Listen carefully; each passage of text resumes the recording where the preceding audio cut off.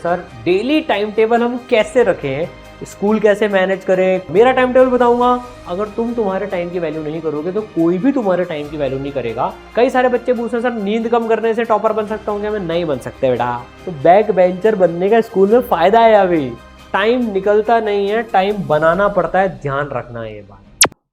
Hello प्यारे बच्चों, कैसे हो आप सब?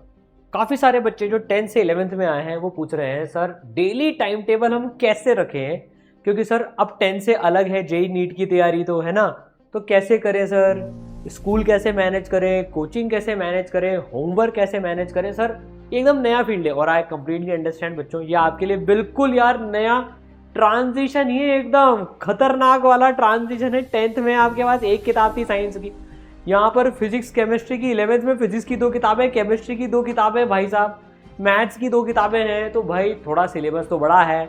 और जेई जैसे एग्जाम के लिए बात करें, नीट जैसे एग्जाम के लिए बात करें तो 11th 12th का पूरा सिलेबस आता है। तो यहाँ पर टाइम टेबल बहुत इंपॉर्टेंट। जो बच्चे नहीं जानते हैं बच्चों, मेरा नाम है सारांश, मेरी 41 रैंक आई थी और IIT बॉम्बे कंप्यूटर साइंस से मैंने पढ़ाई करी है। अभी पता है गुरुकुल में एक बच्चा मिला, मतलब क्लास 8th में आया है वो बच्चा अभी वो, तो उसने मेरे को एक बात बोली सर, मतलब मेरे लिए बड़ी सरप्राइजिंग और बड़ी क्यूट सी बात थी वो। सर आपकी तो 41 रैंक आई, मेरी तो सर आज तक स्कूल में कभी 10 से नीचे गई नहीं, तो सर मैं तो 10 लेके आऊँगा देखना। मैंने कहा बेटा बहुत अच्छी बात है, इससे बढ़िया बात तो कुछ हो ही नहीं सकती, और देखना तू लेके आएगा।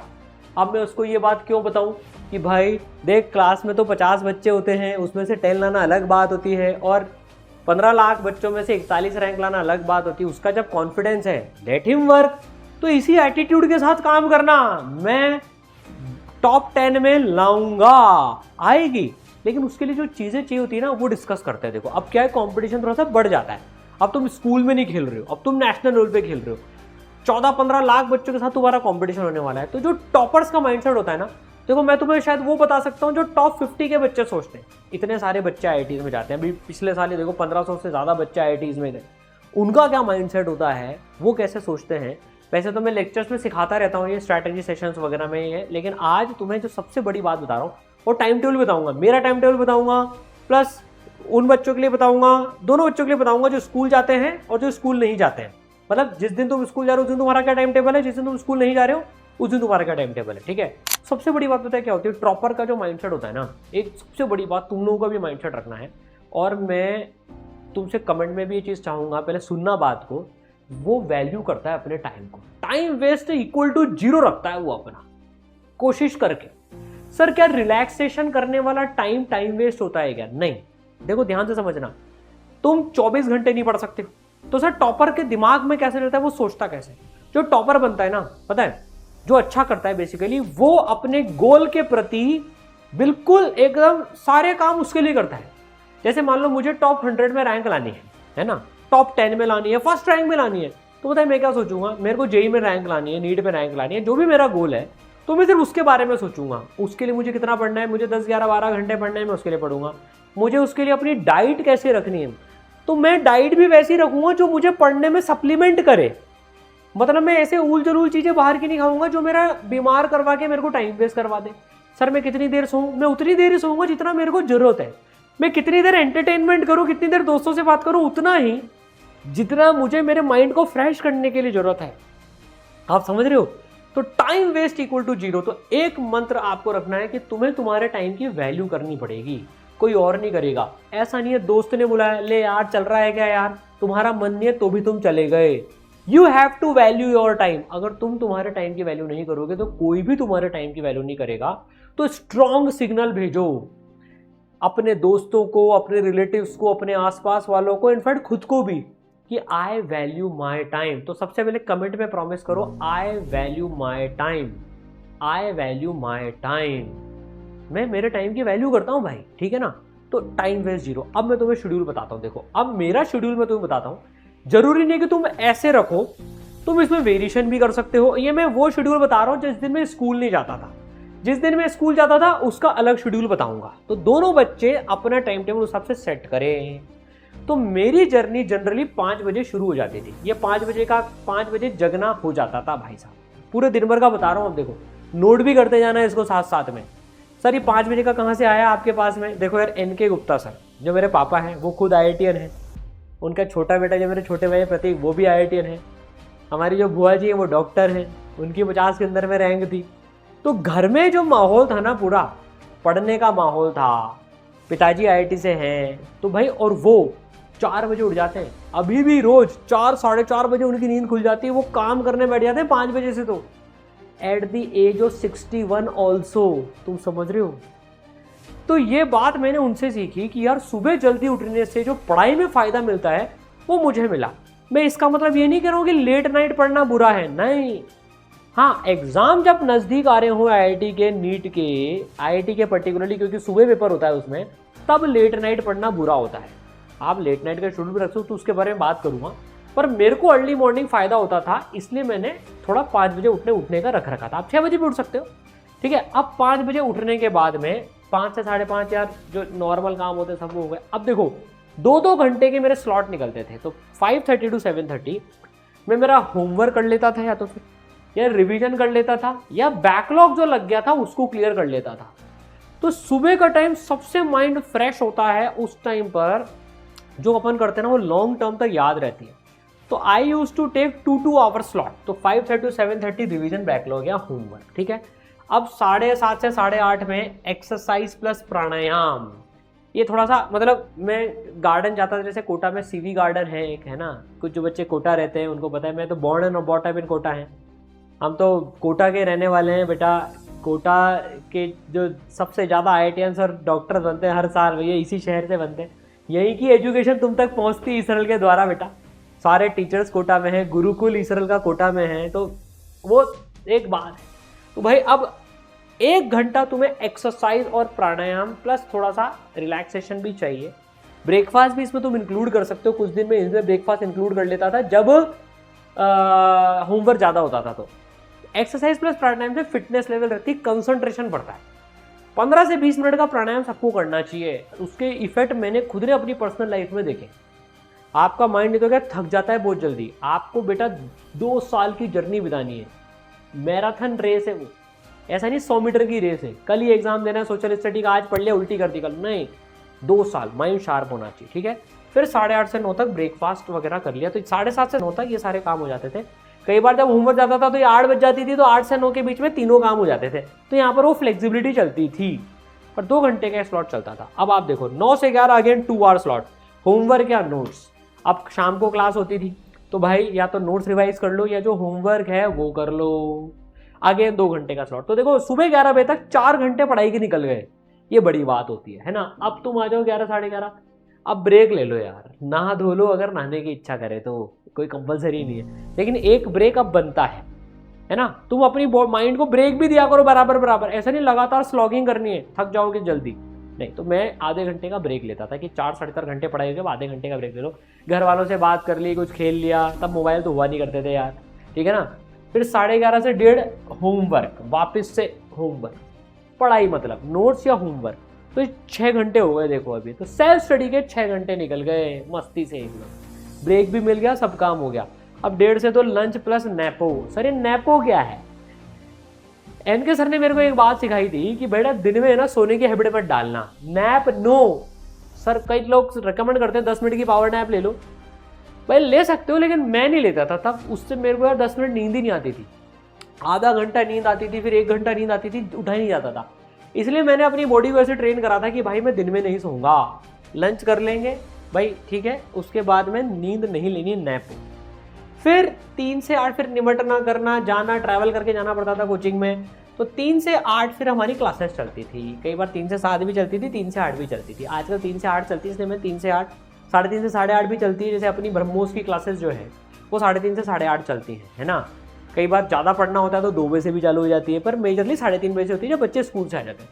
तो अभी क्लासेस में तो टीचर पढ़ाते हैं, वो पढ़ना होता है, ठीक है ना। अब इवनिंग टाइम इंपॉर्टेंट है, 8 से 9 में रिलैक्स प्लस डिनर। घर पे आने के बाद में 1 घंटे का तसल्ली से ब्रेक ले लो। ये ब्रेक जरूरी है क्योंकि जो क्लास में पढ़ा है उसको सिंक इन करना भी जरूरी है, ठीक है। तो यहाँ पर रिलैक्स प्लस डिनर, ठीक है। उसके बाद में 9 से 9:45 क्लास नोट। मैं रात को एक बार जैसे 3 क्लास हुई मान लो, तो 15 मिनट एक बार मैं बस उनको गो थ्रू कर लेता था।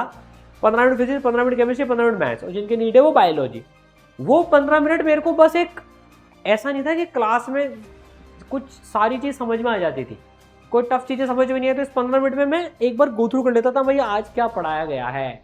और 10 बजे अब सोने का टाइम हो गया, तो भैया 10 से 5 7 घंटे तान के सो आराम से, कोई टेंशन नहीं, 7 घंटे सोना चाहिए। कई सारे बच्चे पूछते हैं सर नींद कम करने से टॉपर बन सकता हूँ क्या? मैं नहीं बन सकते बेटा, नहीं बन सकते। मैं यार देखो IIT बॉम्बे कंप्यूटर साइंस में गया हूँ, इतने बच्चों को जानता हूँ जो टॉप 50 में रैंक लेके हैं।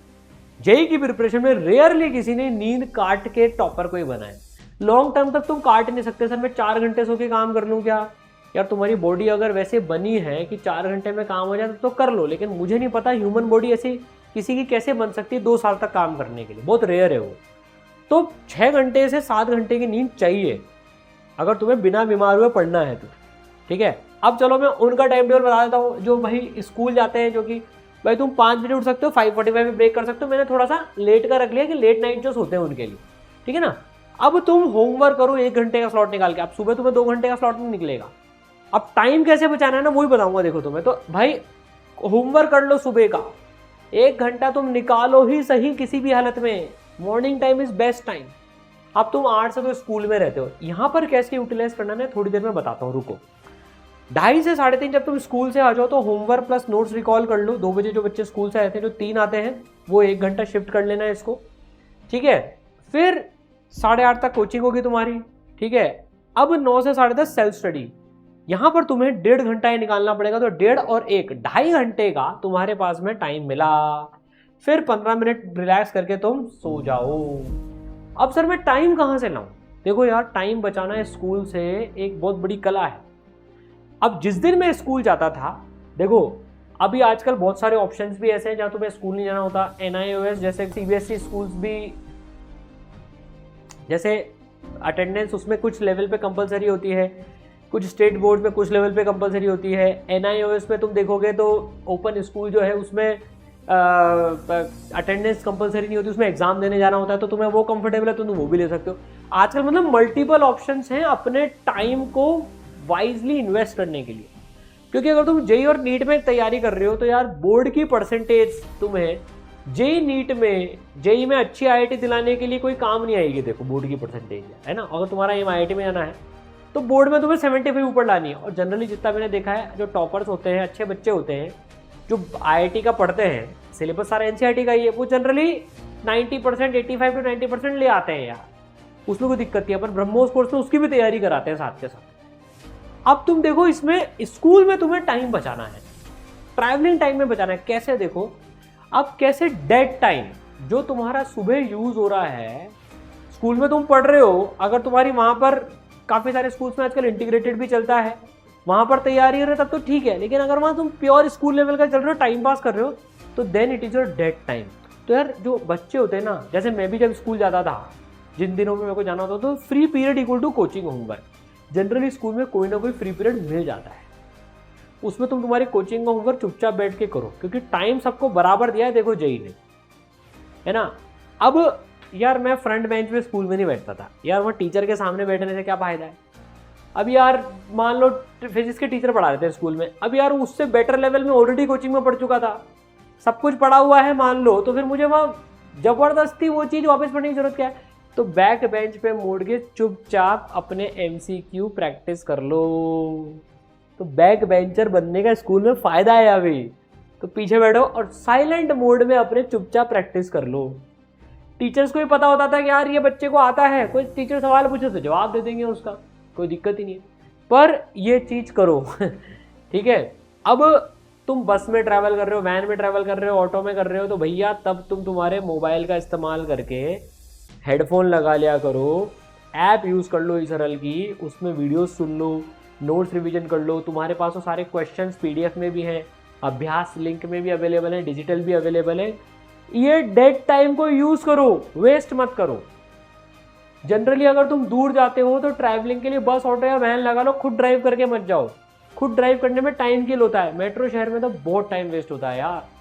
तो ये डेड टाइम को यूज़ करना है, ठीक है। अब संडेज वगैरह की बात करूँ तो पूरा दिन शुरू में ले सकते हो, शुरू में धीरे धीरे पढ़ाई चलती है, बाद में तेज हो जाती है। तो संडे हॉलीडे नहीं है, हाफ डे रिलैक्स करो, फुल डे नहीं करना है ना। तुम उसमें रिवीजन करो, बैकलॉग क्लियरिंग का दिन बनाओ संडे हाफ डे को। जिस दिन टेस्ट हो उस दिन तो टेस्ट देना ही है, टेस्ट एनालिसिस कर लो आके, लेकिन बाकी दिन आधा दिन रिलैक्स करो, वो जरूरी है, बाकी आधे दिन तुम काम करो, ठीक है। 3 गोल्डन रूल्स हैं। टाइम निकलता नहीं है, टाइम बनाना पड़ता है, ध्यान रखना है ये बात। किसी के पास एक्स्ट्रा टाइम नहीं होता, टाइम बनाना पड़ता है अपने को। डेड टाइम का यूज करो, और स्लीप बहुत बड़ी बात है। अगर तुम scrolling, sleep is greater than scrolling. देखो यार, स्क्रॉलिंग में मजा तो आता है, लेकिन अगर तुम इसके चक्कर में मजे लूटने लग गए तो इसकी मजे खत्म हो जाएंगे। रात को सोने के 15 मिनट पहले कोशिश करके मोबाइल रख दो। अगर तुम मोबाइल देखते देखते सोते हो, ब्रेन एक्टिव मोड में सोता है, फिर वो उसको डीएक्टिवेट होने का टाइम ही नहीं मिल पाता है। भाई स्क्रॉलिंग करके नींद खराब मत करो, सबसे बेकार काम है। जो रात को देख के सोते ना, रात भर वही चलता रहता है और सुबह भी तकलीफ आती है। फिर उसको रखो मोबाइल साइड में 15 मिनट 30 मिनट पहले, फिर नींद एकदम जबरदस्त आएगी, ठीक है। तो बच्चों, जो ब्रह्मोस कोर्स ज्वाइन करना चाहते हैं, भारत का सबसे अफोर्डेबल कोर्स है ना, सबसे हाईएस्ट सिलेक्शन रेशियो वाला कोर्स है। मेंटर जहाँ मिलेंगे, टॉप टीचर जहाँ मिलेंगे आपको, ठीक है ना। ये सारी चीज़ें आपको, स्ट्रैटेजीज हम लोग सिखाएंगे, बहुत मैटर करता है, ठीक है ना। तो भाई आप रजिस्टर कर लें, लिमिटेड सीट्स हैं। और जो कोटा में आके पढ़ना चाहते हैं गुरुकुल में टॉप टीम के साथ में, देखो कोटा में भारत में एक ही सेंटर है भी अपना, ताकि सारी टॉप फैकल्टीज एक ही जगह पर मौजूद है। तो आप रजिस्टर कर ले बच्चों। लिमिटेड बच्चे होते हैं ताकि हर बच्चों को बेस्ट चीज़ें मिले, और ये आपके टाइम टेबल वगैरह में आपको सब में मेंटर्स भी बहुत हेल्प करते हैं, क्योंकि बिना मेंटरशिप के टॉप रैंक्स लाना इम्पॉसिबल है। ये ध्यान रखना, आपके पास कोई गाइड होना चाहिए जो आपको पर्सनली समझ के आपको गाइड करे, और वो इसराइल में मिलता है, वो भी मोस्ट अफोर्डेबल वे में, ठीक है। मिलके बचाएंगे बच्चों। और आप सब मेरे को कमेंट करने वाले हो, sir I value my time, ठीक है। ऑल द बेस्ट बच्चों।